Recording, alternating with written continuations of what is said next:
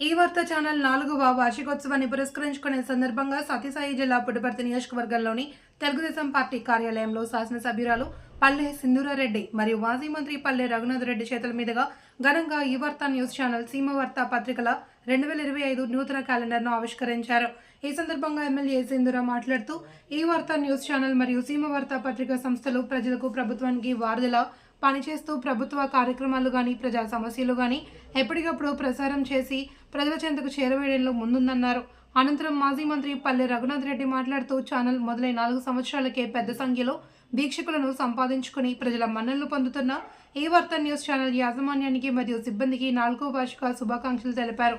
అదేవిధంగా పుట్టపర్తి పట్టణంలో సత్యమ్మ గుడి వద్ద కార్యకర్తల నడుమ టీడీపీ జిల్లా కార్యదర్శి సామకోటి ఆదినారాయణ ఈ వార్త సీమ వార్త నూతన క్యాలెండర్ను ఆవిష్కరించారు.